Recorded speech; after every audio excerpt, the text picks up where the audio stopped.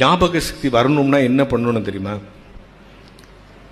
நீங்கள் daily night படுக்க போகிறீங்கல்ல, எல்லா வேலையும் முடிச்சுட்டு பெட்டில் அப்படி படுக்க போகிறீங்கல்ல, அப்படி படுக்கிறதுக்கு முன்னால் கொஞ்சம் நேரம் உட்காந்து ஒரு 2 minutes உட்காந்து அன்னைக்கு காலையிலேருந்து என்ன நடந்துச்சோ அதை அப்படியே ஒரு தடவை நினச்சி பாருங்க.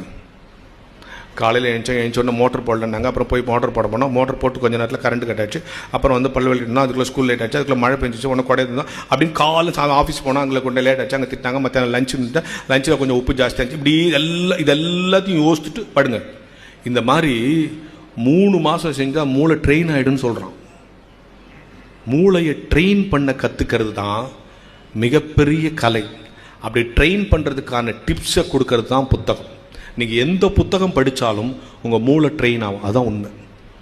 உடம்பு நல்லா ஆகணும்னா எங்கே போகிறீங்க? ஜிம்முக்கு போகிறீங்க இல்லையா? மனசும் மூளையும் நல்லா ஆகும்னா புத்தக வாசிப்பு தான் ஒரு மனிதனை உயர்த்தும். எல்லாம் யோசித்து பாருங்கள், இந்த உலகத்தில் எவ்வளோ விஷயங்கள் நடக்குது. எல்லா டெய்லி ஒரு புத்தகம் எடுத்தால் அந்த புத்தகத்தில் எனக்கு தெரியாதது இருக்காதுன்னு நீங்கள் நினைக்காது. ஏதாவது ஒரு விஷயம் உண்மையிலேயே நம்ம மனக்குள்ளே இருக்கும். எதுல இருந்து கற்றுக்கலாம், எதுகிட்ட இருந்து கற்றுக்கலாம், அதான் ஒரு விஷயம். இன்வால்மெண்ட் தான் முக்கியம்.